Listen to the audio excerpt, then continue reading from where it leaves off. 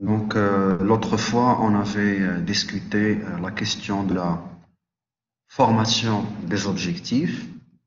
On vous a expliqué que pour formuler les objectifs sous-jacents à la stratégie, l'entreprise ou le manager doit prendre en considération les attentes relativement divergentes des différentes parties prenantes ou les différents acteurs qui peuvent donc influencer directement, indirectement, implicitement ou explicitement les activités et le devenir de l'entreprise.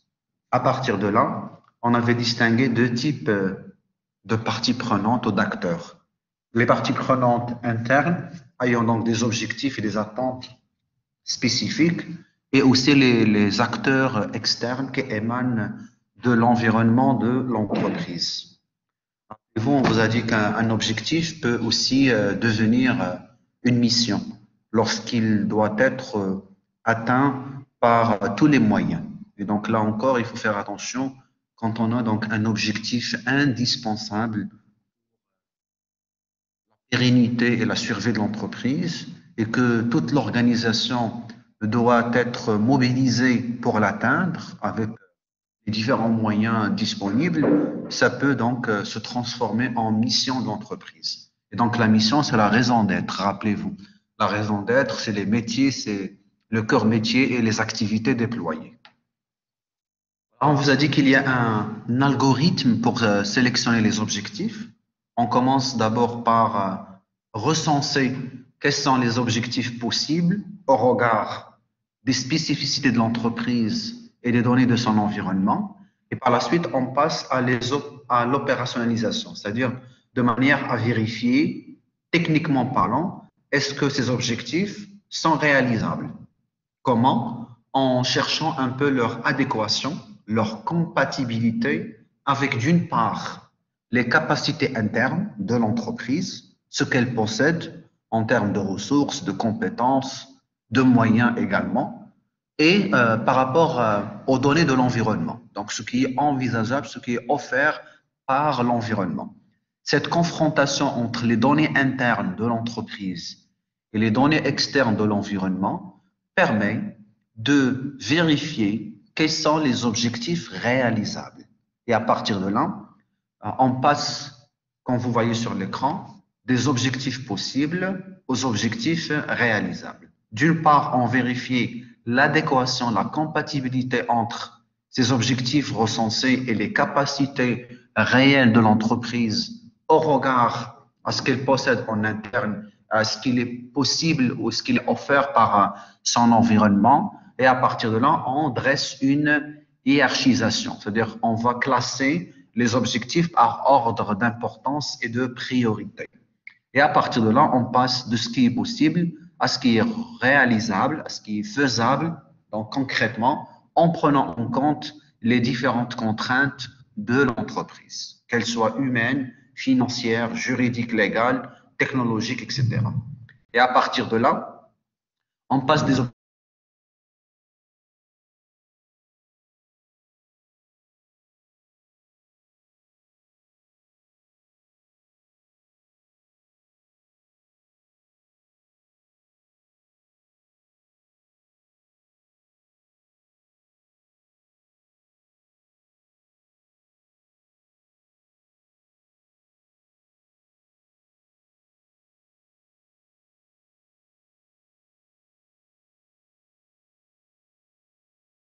Et c'est à partir de là qu'on va dire, voici les objectifs qu'on va retenir pour cette année ou pour cette durée d'évaluation.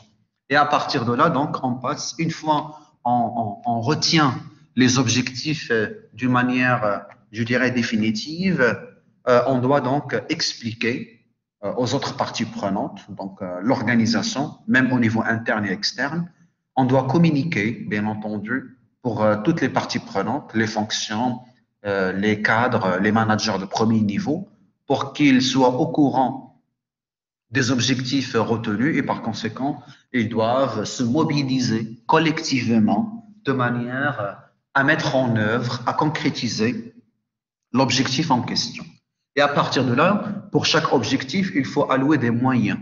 des moyens pour déployer l'objectif, donc pour le mettre en pratique, pour l'appliquer.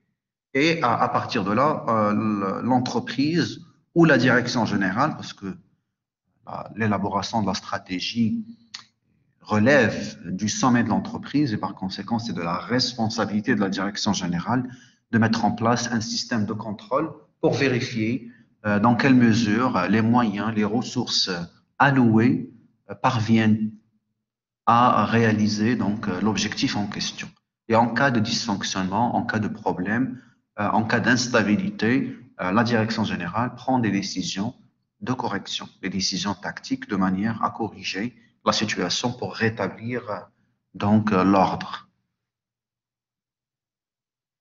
Ici, on vous a expliqué, comme vous voyez sur l'écran, les différentes attentes ou les différents objectifs des parties prenantes. C'est ce qui explique donc la divergence. Rappelez-vous, on vous a dit que les actionnaires cherchent principalement l'augmentation de la valeur et l'augmentation de la rémunération à travers la distribution des dividendes. Rappelez-vous, le dividende, c'est la part du bénéfice distribué aux actionnaires à la fin de chaque exercice. Et donc, l'objectif principal de l'actionnaire ou des actionnaires est d'augmenter la distribution des dividendes d'une manière optimale, c'est le maximum possible sur un exercice comptable, et la régularité, c'est-à-dire que les dividendes doivent distribuer régulièrement d'un exercice à l'autre, et cela sous-entend que l'entreprise doit réaliser des bénéfices. Parce qu'en cas de perte, vous avez vu ça en comptabilité des sociétés, en cas de perte, il n'y a pas de distribution de dividendes généralement. Donc les parties prenantes externes émanant de l'environnement, les stakeholders, c'est parties prenantes, shareholders, c'est les actionnaires. Donc l'environnement peut imposer d'autres objectifs qui ne sont pas exclusivement économiques ou financiers, qui sont environnementaux, la protection de l'environnement, le recyclage, le traitement des déchets, de manière à corriger les externalités négatives qui peuvent impacter donc la biodiversité, le système écologique, bref, la santé et le bien-être collectif des citoyens ou des riverains qui sont aux alentours de l'entreprise. La création de l'emploi, donc là, c'est un objectif purement social et sociétal aussi, avec la problématique de la lutte contre le chômage, par exemple.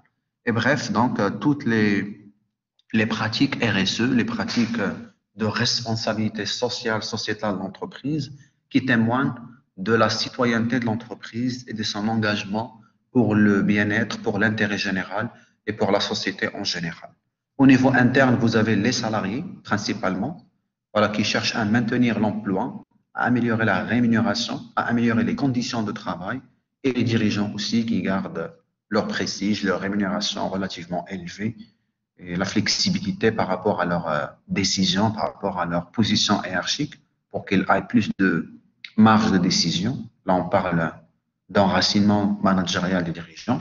Bref, à travers ce schéma, j'ai voulu vous illustrer la divergence des attentes de chaque partie prenante et qui fait que formuler un objectif de point de vue stratégique n'est pas chose facile pour un manager parce que la stratégie ou les objectifs stratégiques doivent essayer de concilier, de faire converger les attentes différentes des différents acteurs de l'entreprise, que ce soit en interne ou en externe.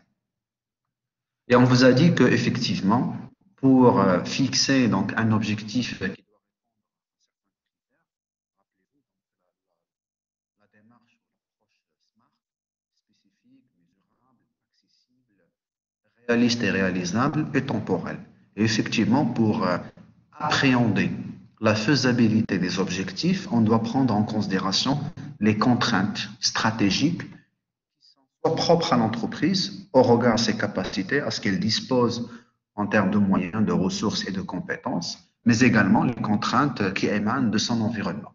Donc, ce que vous avez appelé les menaces qui peuvent surgir à n'importe quel moment et qui peuvent mettre en danger la survie et la pérennité de l'entreprise. À partir de là, donc, il faut prendre au moins 4 dimensions. Le vouloir faire, le pouvoir faire, le devoir faire et ce qui est autorisé à faire. Donc voilà, le vouloir faire répond aux aspirations des dirigeants, de la direction générale en général. Et donc, c'est donc le rêve la mission, si vous voulez, donc, de l'entreprise. Donc, qui, où, les possibilités et comment. Qui, c'est-à-dire, c'est l'entreprise, c'est peut-être les domaines d'activité, ou c'est par rapport à quelle implantation géographique, quelles sont donc les possibilités offertes, les possibilités donc sur le plan commercial, sur le plan managérial, et comment, c'est-à-dire par quelle approche, par quelle démarche l'entreprise doit procéder pour d'abord fixer la stratégie et par la suite la mettre en œuvre. Et donc là, il faut arbitrer entre quatre exigences ou quatre perspectives.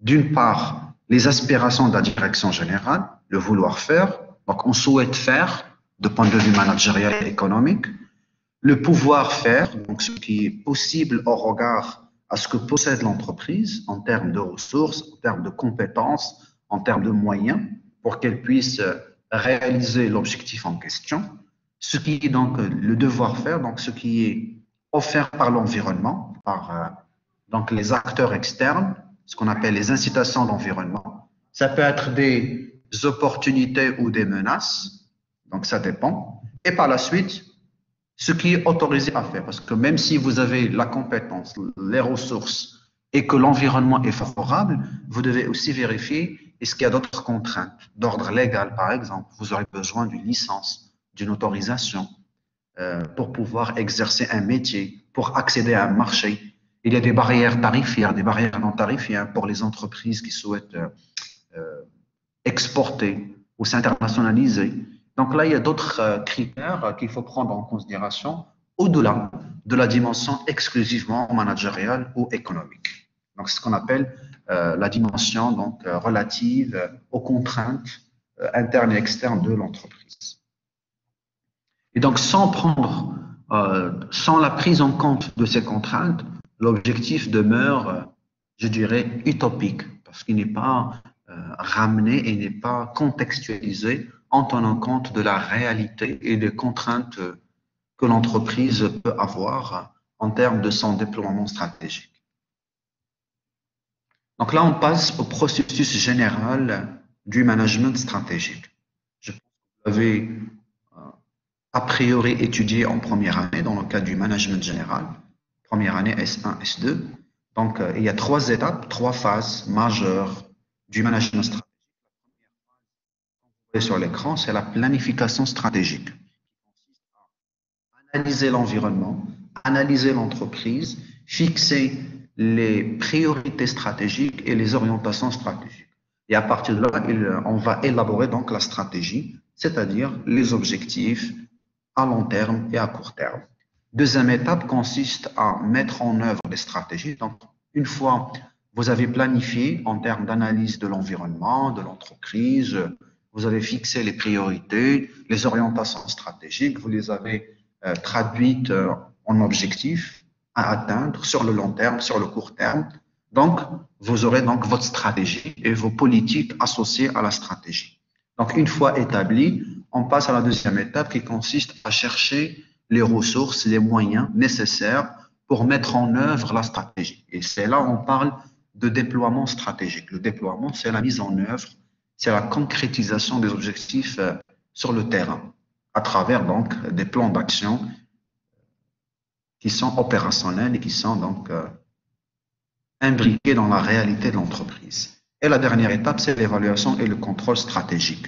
Donc, une fois que vous avez fixé des objectifs, donc vous avez un horizon, vous avez des ressources que vous avez allouées. Par la suite, donc, vous passez à vérifier est-ce que l'entreprise fonctionne convenablement, est-ce que les ressources déployées sont suffisantes, elles arrivent à atteindre les objectifs escomptés, est-ce que l'environnement fonctionne d'une manière, je dirais, favorable à l'atteinte des objectifs. Sinon, quelles sont les contraintes, quelles sont les menaces qu'il faut prendre en considération de manière à rétablir le fonctionnement, la bonne marche de l'entreprise. Donc voilà, en termes de première étape, la planification des stratégies consiste d'abord à analyser l'environnement de l'entreprise, quel soit l'environnement interne, c'est l'entreprise elle-même en tant qu'organisation, en tant que structure. Donc, elle a des moyens, elle a des ressources, elle a des compétences. Et à partir de là, on fait le diagnostic stratégique interne qui consiste à étudier les capacités et les compétences de l'entreprise. Par la suite, on combine le diagnostic stratégique interne par un diagnostic stratégique externe. Et ici, donc, il s'agit d'analyser les données de l'environnement de manière à prendre en considération les possibilités, les incitations que l'environnement peut offrir à l'entreprise et aussi donc les contraintes de l'environnement. Donc là, on évoque les opportunités et les menaces. À partir de là, donc en tenant compte des contraintes externes ou internes, on va donc on va fixer des priorités sous forme de stratégies qui sont généralement donc des objectifs à long terme. Et par la suite, pour faciliter la mise en œuvre et l'opérationnalisation de la stratégie, vous devez donc réfléchir aux différentes politiques qui peuvent accompagner ou qui doivent accompagner donc la mise en œuvre de la stratégie en question. Et à partir de là, les politiques renvoient donc aux objectifs à court terme. Donc, une fois la première stratégie est bien entendu établie, vous allez passer à la mise en œuvre en cherchant les ressources nécessaires à la mise en œuvre des stratégies. Et par la suite, donc, vient l'étape finale qui consiste à évaluer et contrôler. Et par la suite, en cas de modification, on viendra réviser encore la mission de l'entreprise au regard aux modifications de ces deux environnements, internes et externes. Et à partir de là, on revient pour analyser encore les objectifs, les buts, les stratégies, les cultures qui sont déjà appliquées, au cas où il y aura des modifications, parce que rappelez-vous, le management stratégique est une approche en mouvement. Ce n'est pas une démarche linéaire, systématique et qui se termine à une date donnée. Donc, c'est vraiment une approche en mouvement, parce qu'à chaque fois, il faut prendre en considération l'actualité, les évolutions, et à partir de là, vous serez amené à revoir ponctuellement, à chaque fois, les objectifs, les stratégies élaborées. Donc voilà, un autre schéma illustre la démarche stratégique. Donc comment concrètement dans une entreprise, nous devons donc réfléchir à la stratégie et par conséquent à son déploiement. Diagnostiquer l'entreprise de point de vue stratégique, à la fois l'entreprise et l'environnement. Et sur la base du diagnostic stratégique, vous allez prendre des décisions qui traduisent la formulation des objectifs stratégiques. Par la suite, comme vous voyez sur l'écran, une fois vous décidez, vous passez à la mise en œuvre des objectifs et par la suite, vous allez donc mettre en place un contrôle stratégique. Au niveau du diagnostic stratégique, comme je vous ai expliqué, il s'agit d'analyser en deux temps. L'environnement interne, c'est l'analyse de l'entreprise, de ses données internes en tant que structure, en tant qu'organisation, en analysant ses capacités, ses ressources, ses compétences, ses forces et ses faiblesses. Et en analysant, en deuxième lieu, à travers le diagnostic stratégique externe, donc l'environnement. Et donc là, vous allez tenir des données de l'environnement, donc des opportunités ou des menaces. La confrontation, voilà, des deux diagnostics. Donc là, vous aurez opportunité et menace, donc c'est la vision. Vous aurez donc une vision de la visibilité par rapport à l'environnement. Et donc là, au niveau interne, vous aurez les forces, les faiblesses, les compétences et les ressources. La confrontation de ces deux analyses amène le dirigeant à la décision stratégique. Donc là, vous ne pouvez pas prendre des décisions stratégiques sans un diagnostic préalable qui tient compte à la fois des données externes de l'environnement, mais également des données internes de l'entreprise proprement dite. Et la confrontation des deux analyses permet de fixer la vision stratégique et par conséquent traduire les orientations dans des décisions. Et cette prise de décision se matérialise à travers la fixation ou la formulation des objectifs stratégiques. Donc voilà, Quand on parle de décision stratégique, on fait allusion aux objectifs stratégiques à long terme. Par la suite, donc, une fois nous avons réalisé notre diagnostic, on passe à la décision. Donc là, on a pris les décisions, on a formulé des objectifs et à partir de là, il faut concrétiser les objectifs en action. Parce que c'est l'action qui permet la réalisation ou l'atteinte des objectifs escomptés. Et à partir de là, on parle de la mise en œuvre stratégique, de déploiement stratégique, à travers l'élaboration d'un plan d'action. Un plan d'action qui est un plan opérationnel avec aussi donc les ressources nécessaires, entre autres le budget, les ressources financières qui sont indispensables à la réalisation de toute stratégie ou tout projet de développement de l'entreprise. Et enfin, on met donc un système de contrôle stratégique pour vérifier est-ce que les actions planifiées arrivent à atteindre des objectifs, est-ce que les moyens qui sont alloués parviennent à atteindre les objectifs escomptés, et en cas de problème, il faut agir. Comment il faut agir? Toujours ce contrôle se base sur une comparaison entre les objectifs stratégiques escomptés qui sont fixés dans la décision stratégique et les prévisions. Voilà, les prévisions qui ont été donc planifiées dans le cadre de l'analyse de l'environnement. Et donc, la confrontation entre ce qui a été prévu et ce qui a été réalisé, donc cette comparaison, génère ce qu'on appelle un écart stratégique. Donc, nous avons des objectifs qui sont prévus dans le cadre du diagnostic, dans le cadre de la décision stratégique, et nous avons donc les objectifs réalisés à la fin de chaque période. Par exemple, si on a un horizon de 3 ans, on peut avoir un bilan par année, par exercice comptable. Et à partir de là, donc, on compare ce qui est prévu préalablement dans le cadre de la planification stratégique et ce qui est réalisé concrètement par l'entreprise dans un horizon temporel, donc dans une période spécifique. Cette comparaison donc détermine un écart. L'écart peut être positif, donc on arrive à réaliser plus que prévu, et l'écart peut être négatif. Cela signifie que les réalisations sont inférieures aux prévisions. Et à partir de là, en fonction de l'écart stratégique obtenu, observé, on va donc remodifier la décision stratégique, c'est-à-dire les objectifs planifiés préalablement.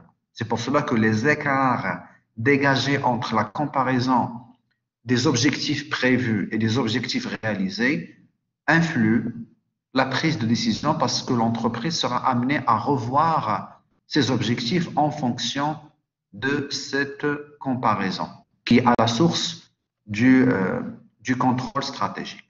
Donc voilà, grosso modo, ce que vous devez retenir, c'est que la démarche stratégique se base sur 4 phases principales. La première phase, c'est le diagnostic stratégique, interne et externe, qui permettent de mettre en relief les forces, les faiblesses, les opportunités et les menaces, de manière à avoir une visibilité claire, une vision stratégique par rapport à ce qui est possible par rapport à l'environnement et ce qui est possible au regard des capacités de l'entreprise. Dans ce diagnostic stratégique, l'entreprise arrive à mieux voir, à spécifier ses priorités et à partir de là, elle passe à la deuxième étape qui consiste à prendre les décisions stratégiques en formulant effectivement les objectifs généraux qui relèvent donc de la vision à long terme. À partir de là, la troisième étape consiste à mettre en œuvre, à concrétiser ces objectifs en élaborant les plans d'action ayant pour but de concrétiser la réalisation de la stratégie et en cherchant aussi les moyens nécessaires pour la réalisation des objectifs, entre autres le budget, mais aussi les moyens humains, les moyens techniques, les moyens logistiques.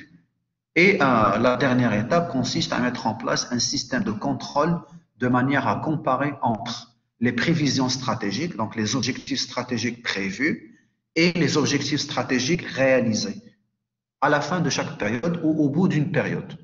Et à partir de là, cette comparaison génère un écart, une différence. L'écart est une différence entre ce qui est prévu et ce qui est réalisé. Quand il y a un écart positif, tant mieux. Donc, on consolide les aspirations d'entreprise. Quand il y a un égard négatif, cela signifie qu'on n'arrive pas à atteindre ou à réaliser ce qui a été prévu et par conséquent, il faut revoir, il faut réaménager les objectifs. Et à partir de là, les écarts stratégiques peuvent influencer aussi la décision et la formulation des objectifs. Donc voilà globalement ce que l'on entend par la démarche stratégique. Donc enfin, comment on peut définir l'entreprise? Donc finalement, et même sa stratégie. Donc la stratégie est l'orientation des activités d'une organisation à long terme. La stratégie consiste à obtenir un avantage concurrentiel grâce à la reconfiguration des ressources de l'organisation dans un environnement changeant, afin de répondre aux besoins du marché et aux attentes des différentes parties prenantes, propriétaires, employés et financiers. Donc là, comme vous voyez sur l'écran, il s'agit d'une orientation des différentes activités sur le long terme. La stratégie vise à accorder à l'entreprise un avantage concurrentiel de manière à ce qu'elle se distingue par rapport à ses concurrents. Et cette stratégie se base ou s'élabore grâce à quoi? À la reconfiguration, à la restructuration des ressources, des compétences, à la fois de l'organisation au niveau interne, mais également en tenant compte des données de l'environnement. Et la finalité, c'est de répondre aux besoins du marché et des attentes des différentes parties prenantes. Rappelez-vous, je vous ai expliqué qu'en matière de la formulation des objectifs, la direction générale, le manager doit prendre en considération plusieurs attentes relativement divergentes. Donc, on peut considérer que la stratégie est déduite des conditions de l'environnement dans lequel l'organisation évolue, ce qui est tout à fait normal. Rappelez-vous, l'entreprise est un système ouvert en interaction avec un environnement.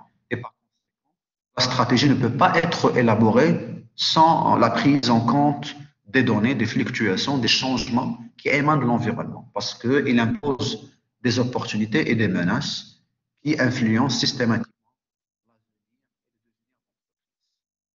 Deuxième idée, c'est qu'on peut également considérer que la stratégie est construite à partir des ressources et des compétences de l'organisation et qu'elle consiste à créer des opportunités nouvelles. Là encore, la stratégie est un construit qui prend en considération la faisabilité, c'est-à-dire les ressources, les compétences propres à l'entreprise. Et donc là encore, l'élaboration de la stratégie ne peut pas se faire sans la prise en compte des données internes de l'entreprise, qui renvoient principalement à ses capacités, à ses ressources, mais également ses compétences. Et c'est à partir de ces ressources et ces compétences qu'on va transformer, saisir les opportunités qui sont offertes par son environnement, ce qu'on a appelé les incitations de l'environnement. Troisième idée majeure que vous devez retenir, c'est que la stratégie implique souvent des modifications majeures en termes de ressources. Parce que là, c'est une reconfiguration. Reconfigurer, c'est-à-dire revoir, restructurer d'une manière, je dirais, saillante, d'une manière importante. Et à partir de là, donc, la stratégie, souvent, elle va générer des modifications par rapport à la structure de l'entreprise, à ses modes de gestion et les différentes ressources allouées ou utilisées en son sein. Les décisions stratégiques peuvent influencer les décisions opérationnelles.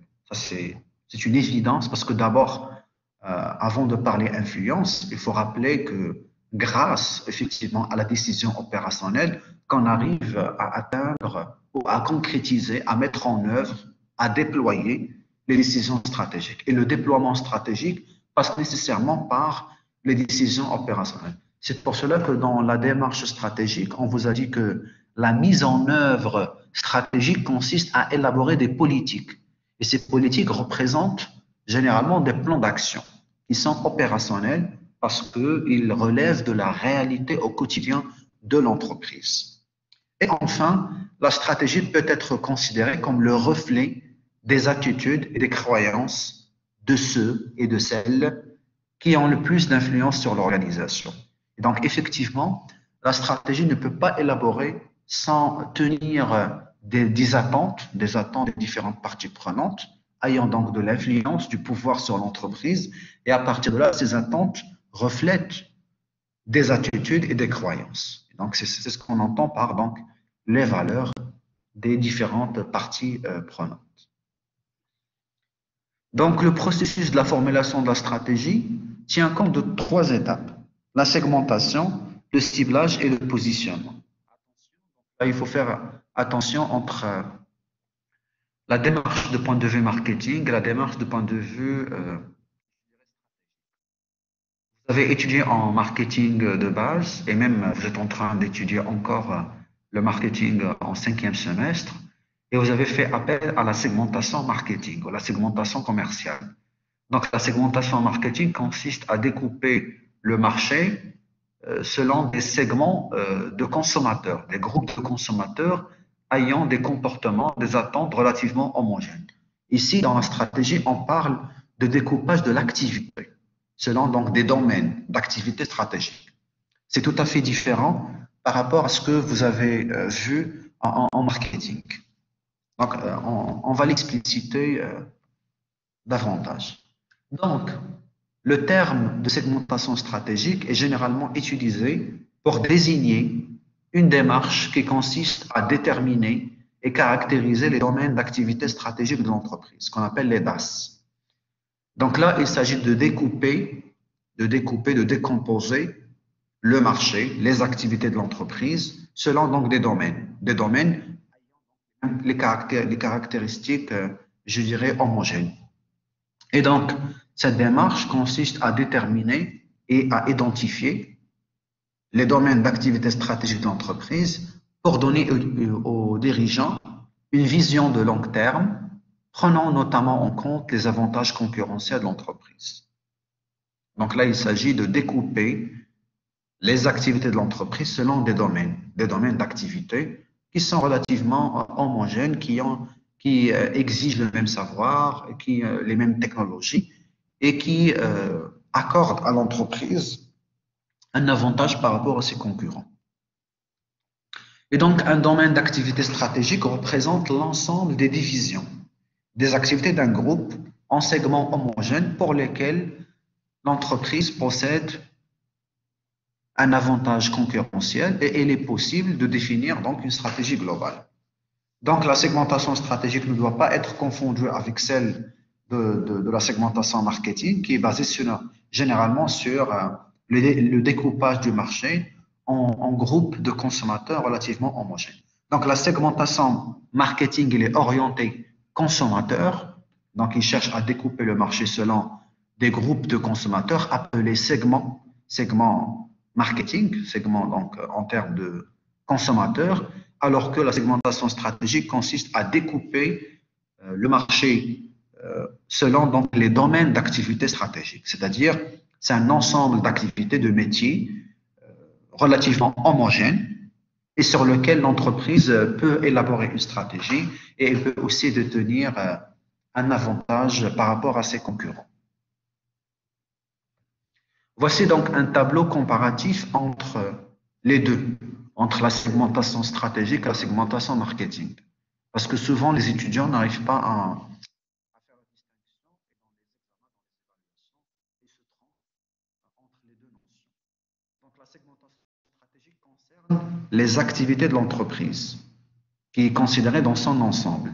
Et à partir de là, on va diviser ces activités en groupes homogènes, qui prend en compte certains critères.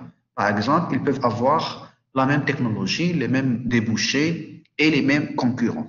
Alors que la segmentation marketing, elle concerne le marché, elle consiste à décomposer ce marché selon donc des groupes de consommateurs, d'acheteurs, ayant donc, je dirais, des caractéristiques homogènes ou les mêmes caractéristiques. Par exemple, ils ont les mêmes besoins, ils ont les mêmes habitudes, les mêmes comportements d'achat. Par exemple, on peut prendre des critères démographiques, le genre, pour segmenter entre les hommes, les femmes, les jeunes, etc. On peut prendre l'âge aussi, les plus jeunes, les moins jeunes, les jeunes, etc. La catégorie socio-professionnelle, donc les salaires, les revenus, etc. Bref, Il s'agit de prendre en considération les caractéristiques qui décrivent le comportement du consommateur. Et à partir de là, on va essayer de construire des groupes de consommateurs ayant des caractéristiques communes, comme par exemple les mêmes besoins, les habitudes, les mêmes comportements d'achat. Et là, on va donc dire, voici les segments commerciaux, les segments de point de vue marketing, et sur lesquels l'entreprise peut se positionner. Alors que, de point de vue stratégique, nous avons comme finalité de découper les activités de l'entreprise en groupes homogènes en prenant en compte certains critères comme l'accès à la technologie, l'intensité concurrentielle et les débouchés sur un domaine d'activité particulier. Et donc la segmentation stratégique permet de révéler les opportunités de création ou d'acquisition de nouvelles activités. Elle permet de révéler des nécessités de développement ou d'abandon d'activités actuelles. Donc, quand on a des activités qui sont très peu rentables, où il n'y a pas beaucoup d'opportunités, il y a suffisamment de contraintes. Et donc là, la segmentation stratégique permet à l'entreprise soit de repositionner par rapport à ses métiers et ses activités, soit de maintenir certaines activités qui sont porteuses, qui sont prometteuses et qui nécessitent donc un investissement supplémentaire. Alors que la segmentation marketing permet d'adapter les produits aux clients. Donc, ce n'est pas vraiment la même chose de sélectionner les cibles privilégiées, donc les segments, je dirais marketing, les groupes de consommateurs sur lesquels l'entreprise va se positionner et de définir ce que vous avez appelé le marketing mix. Rappelez-vous les 4 fameuses politiques, produits, prix, place, promotion. Et l'objectif, c'est de répondre aux attentes des consommateurs dans une logique de performance commerciale. Alors que la segmentation stratégique permet à l'entreprise de mieux voir par rapport à ses domaines d'activité et à partir de là, elle va identifier quels sont les domaines d'activité qui sont bénéfiques, qui sont prometteurs et qui offrent à l'entreprise des opportunités de développement et qui sont donc les domaines d'activité sur lesquels elle n'a pas un avantage concurrentiel et par conséquent, ce n'est pas intéressant d'exercer ce domaine d'activité ou ce métier. Et à partir de là, donc parfois, la segmentation stratégique pousse l'entreprise à abandonner certains domaines d'activité de manière à se recentrer ou à redéployer donc son effort dans un autre domaine d'activité sur lequel elle possède un avantage concurrentiel et par la suite elle génère de la valeur sur le plan financier. Donc là, il faut faire donc un choix en tenant compte effectivement de ces démarches stratégiques. Voilà un exemple pour mieux comprendre. Donc le groupe Danone, que vous connaissez bien sûr, l'un des plus performants de l'industrie agroalimentaire à l'échelle mondiale, même au Maroc, a considérablement évolué ces dernières décennies, tant au niveau de ses activités ou de ses marchés géographiques qu'au niveau de ses pratiques managériales. Donc aujourd'hui, l'entreprise compte 4 domaines d'activité stratégique. Les produits laitiers frais, donc elle est classée première à l'échelle mondiale. Les eaux en bouteille, numéro 2 à l'échelle mondiale. La nutrition infantile, numéro 2 aussi à l'échelle mondiale. Et la nutrition médicale, donc numéro 3 mondial. Donc là, vous allez percevoir la différence entre la segmentation stratégique et la segmentation marketing. La segmentation stratégique, elle est orientée activité. Et il cherche à découper les activités de l'entreprise à des domaines d'activité sur lesquels elle a un avantage concurrentiel où il est possible d'élaborer une stratégie. Et donc là, vous voyez que le groupe Danone a 4 domaines d'activité stratégiques. Les produits laitiers frais, les eaux en bouteille, la nutrition infantile et la nutrition médicale. Par différence à la segmentation commerciale qui consiste à se positionner du côté des consommateurs et non pas des activités. Donc, on trouve parmi les segments les plus importants du groupe Danone les enfants. qui constituent donc des consommateurs des différents produits, mais également le grand public à travers son domaine relatif aux eaux minérales, etc. Et donc là, il faut faire la distinction entre ce qui relève de la segmentation stratégique de ce qui relève de la segmentation marketing. Toujours la segmentation marketing orientée consommateur, la segmentation stratégique est focalisée sur les activités. Et donc là, à travers les 4 domaines d'activité stratégique, le groupe Danone diffuse et poursuit une mission. Une mission, c'est les métiers. Rappelez-vous, c'est les métiers, c'est la raison d'être. Apporter la santé par l'alimentation au plus grand nombre. Parce que là, c'est une entreprise spécialisée dans l'industrie agroalimentaire. Et donc, sa mission consiste à apporter la santé pour l'alimentation au plus grand nombre. Donc voilà, on peut schématiser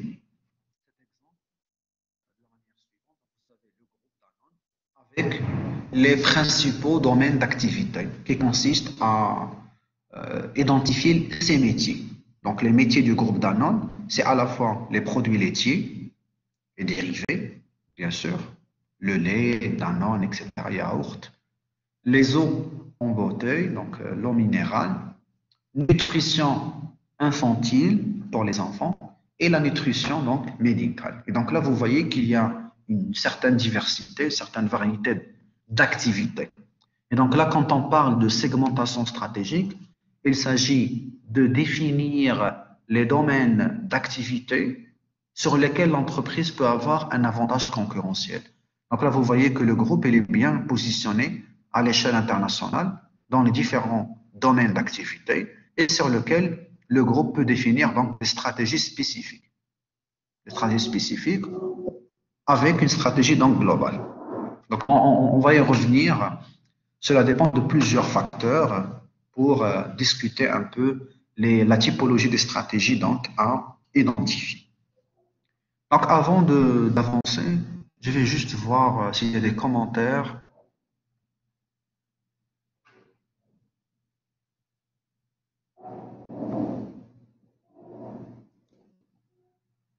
Il y a un problème de son.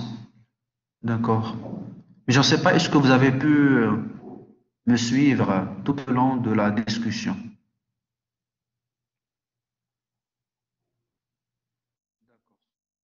Est-ce que vous avez des questions jusqu'à présent? Oui, c'est normal. Cela est dû à la connexion. S'il y a des perturbations par rapport au son, cela est dû à la qualité de la connexion. Est-ce que vous avez des questions, vous avez des commentaires jusqu'à présent? Donc, on a discuté la démarche stratégique, la formulation des objectifs, et par la suite, on a passé à, à la présentation de la segmentation stratégique qui est tout à fait différente par rapport à la segmentation marketing. Un avantage concurrentiel, c'est tout simplement le fait d'avoir quelque chose qui différencie l'entreprise par rapport à ses concurrents. Par exemple, ses forces. Quand elle a des forces, chaque force peut accorder à l'entreprise un avantage par rapport à ses concurrents. Donc, ça peut être une compétence, ça peut être un savoir, ça peut être une innovation. Bref, tout élément qui accorde de la valeur, de la distinction de l'entreprise par rapport à ses concurrents.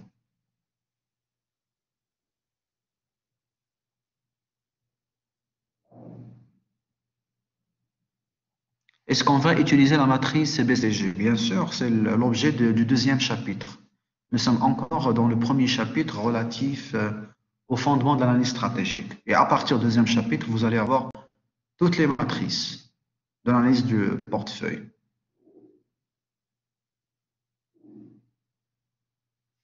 Donc voilà, il n'y a pas tellement de questions, donc je reviens à mon deuxième exemple avant de conclure. Donc voilà, deuxième exemple de la segmentation de l'industrie de la peinture. Donc là, on a pris donc l'industrie de la peinture. Vous avez donc ici les différents métiers spécifiques à cette industrie, les fibres par exemple, les colorants, la peinture. Et à chaque métier, donc il y a des segments stratégiques. Par exemple, la peinture, ça peut être la peinture pour destiner au grand public, la peinture spécifique au bâtiment, spécifique à l'industrie, aux entreprises industrielles, la peinture pour la réparation automobile, pour la construction automobile, pour la marine, etc. Dans le segment stratégique grand public, on peut avoir une peinture en phase solvant, une peinture en phase aqueuse, des diluants, donc qui représentent des lignes de produits. Et par conséquent, on peut avoir aussi des variétés des canaux de distribution. Soit on va distribuer ces produits via des grossistes, des grandes surfaces, bricolage, droguerie. Bref, il faut avoir toujours la distinction entre les activités proprement dites de l'entreprise et les consommateurs. Quand on est dans une logique de découpage des consommateurs, des produits, donc nous sommes dans une orientation marketing. Quand on est dans une logique d'activité, de domaine d'activité, voilà, nous sommes dans une orientation stratégique. Et effectivement, l'entreprise, avant d'élaborer sa stratégie, elle doit définir quels sont ses domaines d'activité stratégiques. Soit qu'ils sont possibles, ou soit qu'ils sont, je dirais, à la portée de l'entreprise au regard de ses capacités, ses ressources.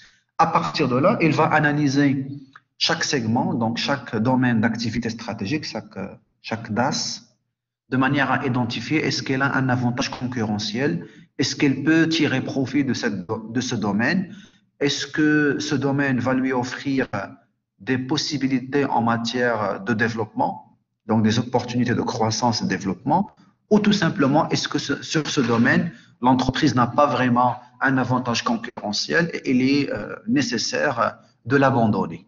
C'est ce qu'on appelle donc le positionnement stratégique. Donc positionner, c'est retenir, c'est identifier et retenir les domaines d'activité stratégique sur lesquels l'entreprise va exercer donc ses métiers, donc ses activités. Et à partir de là, donc on va choisir quels sont les domaines d'activité stratégique pour l'entreprise, sur lesquels on a un avantage concurrentiel, sur lesquels on peut tirer profit et atteindre les objectifs en matière de croissance et développement.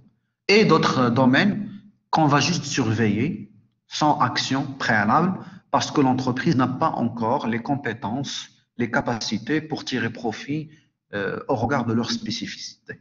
Et donc, à partir de là, donc, dans la démarche stratégique, il faut aussi garder à l'esprit que l'entreprise n'est pas censée se positionner sur l'ensemble des domaines d'activité d'une manière exhaustive. L'entreprise, à certains moments, sera amenée à faire un choix. Et ce choix reflète donc son positionnement par rapport à ses segments stratégiques, par rapport à ses domaines d'activité. Donc voilà, je vais vous laisser cette activité pédagogique. Donc c'est un devoir que vous allez réaliser sur la base d'un travail en groupe. Donc je vous demande de choisir 4 à 5 personnes. Et je vais vous laisser le devoir sur la plateforme ENT. Donc vous allez choisir une entreprise marocaine pour laquelle vous allez avoir l'information à travers le site web, sa communication externe. Vous allez exposer brièvement le secteur de l'entreprise, les métiers de l'entreprise et son historique. Vous allez présenter les business units de l'entreprise, ses composantes organisationnelles, ses domaines d'activité stratégique et vérifier les segments stratégiques sur lesquels l'entreprise se positionne. Et pour chaque business unit, vous allez présenter donc les segments de marché. Donc là, je vais vous créer sur l'espace ENT un devoir pour pouvoir, bien entendu, déposer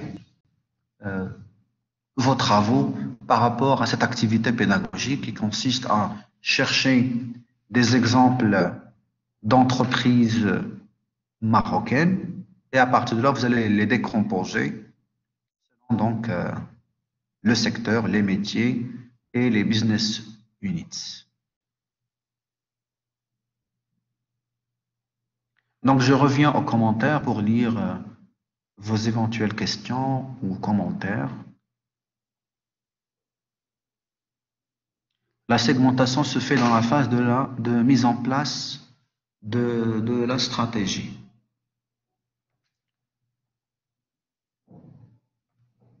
Bien sûr, normalement, avant de fixer la stratégie, dans le cadre du diagnostic, préalablement avec le diagnostic, l'entreprise est censée aussi segmenter son marché. Euh, cette segmentation est différente par rapport à ce que vous avez observé en marketing, parce que ce n'est pas question de décomposer les consommateurs en groupes homogènes, mais au contraire, c'est de vérifier quels sont les domaines d'activité stratégiques sur lesquels l'entreprise peut se positionner en tirant profit.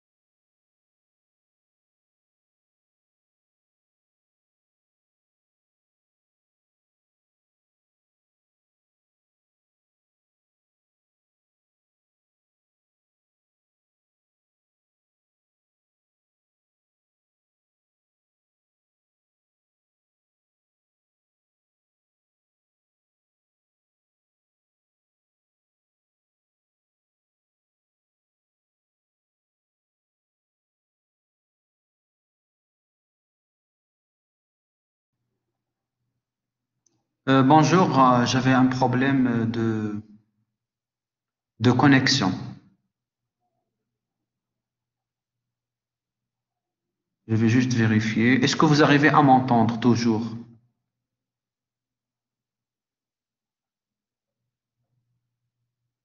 D'accord. Donc, je vais d'abord partager mon écran et ensuite, je vais continuer à répondre aux différentes questions.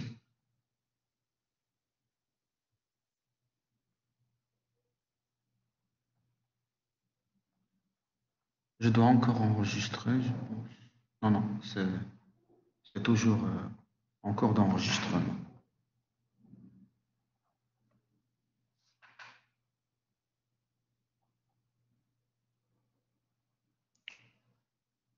Donc voilà, par rapport à l'activité pédagogique, je vous ai demandé de chercher une entreprise marocaine.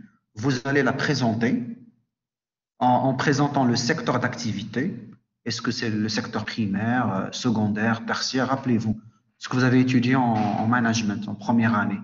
Est-ce que c'est une entreprise qui appartient au secteur primaire, l'agriculture, la pêche, la forêt? Le secteur secondaire, c'est l'industrie. Et le tertiaire, c'est les services et le commerce. À partir de là, vous allez nous dire quelle branche d'activité. Par exemple, l'industrie automobile, l'industrie pharmaceutique, l'activité bancaire, etc. Vous allez présenter les métiers de l'entreprise à travers son site web, à travers ses rapports d'activité et son historique. Et à partir de là, vous allez me dire quels sont les domaines d'activité stratégiques de cette entreprise qui sont associés au métier et vous allez passer à la présentation des business units de l'entreprise. Et pour au moins une business unit, vous allez nous présenter les segments de marché. L'objectif, effectivement, est de faire la distinction entre la segmentation stratégique et la segmentation, je dirais, marketing.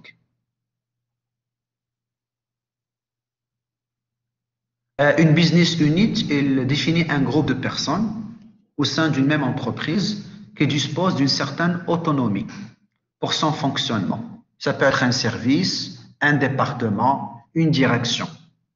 Autrement dit, donc, il s'agit d'une entité de l'entreprise pour laquelle les dirigeants ont décidé de laisser plus ou moins librement le choix de la stratégie et des ressources afin de répondre à des objectifs fixés.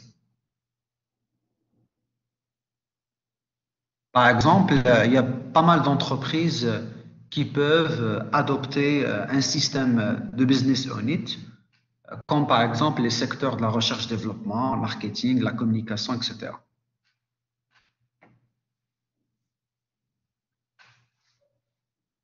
Monsieur, est-ce que l'entreprise peut choisir différents segments stratégiques?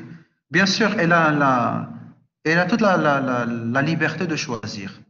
C'est ce que vous avez appelé, rappelez-vous, en première année, vous avez étudié ça.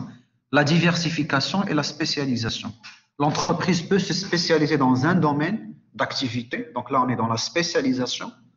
Et l'entreprise, elle a aussi la possibilité de choisir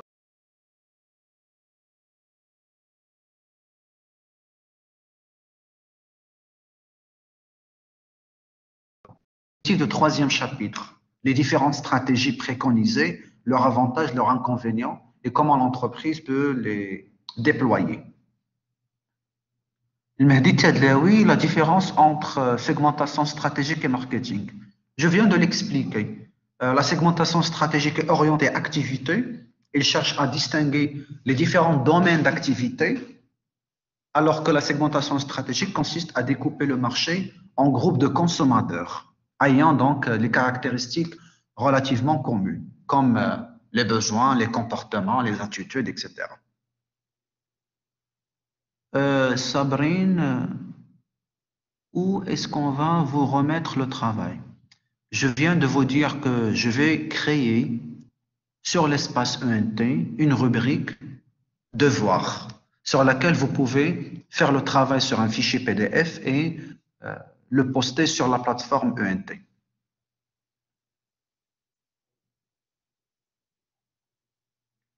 Monsieur, est-ce que le plus grand facteur qui influence les décisions stratégiques, l'interne ou l'externe? Il y a pas un facteur qui influence beaucoup plus que. Il faut garder à l'esprit que chaque entreprise est une réalité spécifique. Et donc, il faut contextualiser la réflexion. Dans certains cas, les données internes peuvent être beaucoup plus importantes.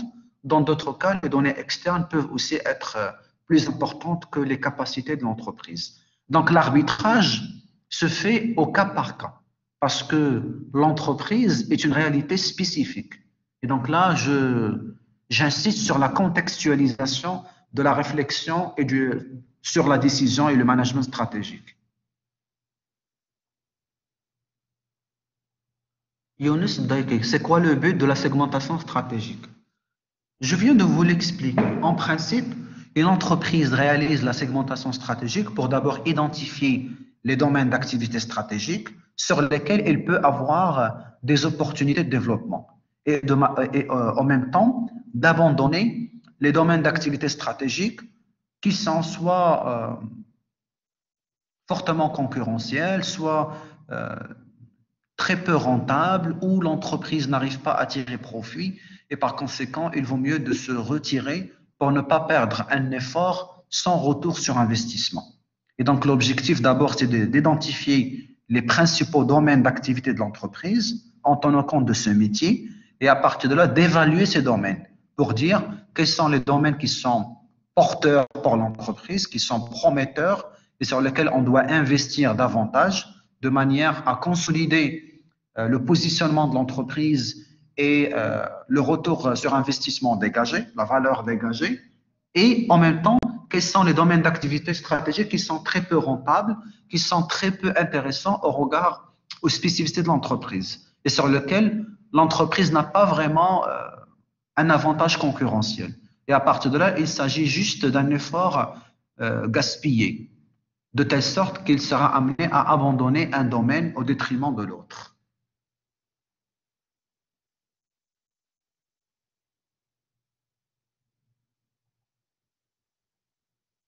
Le choix d'une structure organisationnelle pour la question de Hamza Kamali, pourquoi les entreprises s'organisent autour de business units? C'est pour la flexibilité, pour avoir une organisation flexible et agile.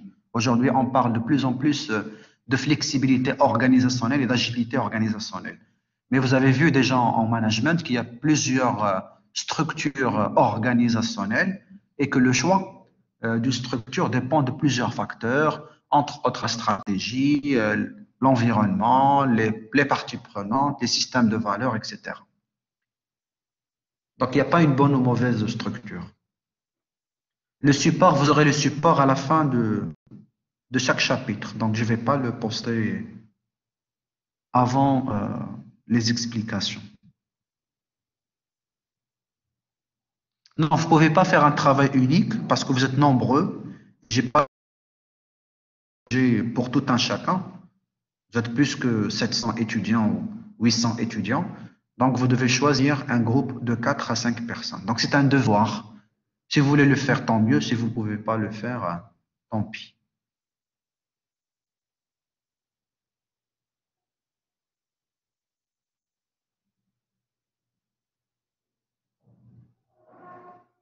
Donc voilà, je pense que je vais terminer cette séance sur cette activité. Je vais vous créer, je vais vous créer un forum de discussion sur l'espace ENT pour me laisser vos questions et je vais répondre. D'ailleurs, je vous ai déjà créé 2 forums pour le premier chapitre, pour déjà le chapitre introductif et le premier chapitre, mais il n'y a pas vraiment d'interaction. Donc, vous n'allez pas laisser à la dernière minute. Donc, une fois j'avance, je ne vais pas revenir sur les chapitres précédents parce que vous devez impérativement préparer au fur et à mesure pour capitaliser sur l'évolution du cours. Donc, je vais vous créer un forum de discussion et un devoir sur l'espace ENT. Le forum, c'est pour vous poser des questions et je vais répondre en commentant sur l'ensemble de vos questions. Et pour le devoir, vous aurez donc un espace sur lequel vous pouvez donc joindre les travaux demandés par rapport à cette première activité pédagogique. Donc, l'activité, elle est simple. C'est juste une initiation pour pouvoir distinguer la segmentation stratégique de la segmentation marketing sur un cas d'une entreprise marocaine. Donc, vous allez choisir une entreprise, vous allez rentrer sur le site web, vous aurez un rapport d'activité, vous aurez tant d'informations, vous allez décrire l'entreprise, son secteur d'activité, ses métiers, son historique, ses domaines d'activité stratégique, et en fonction de sa structure organisationnelle, vous allez présenter l'organigramme, vous allez dire voici les divisions, les composantes, ce qu'on appelait les business units, ce sont les composantes ou les divisions de l'entreprise, ça peut être des départements, des directions, des services ou des divisions. Et à partir de là, vous allez nous dire, pour par exemple chaque business unit, quels sont les segments du marché que vous pouvez donc présenter. Donc voilà, bon courage et à très bientôt.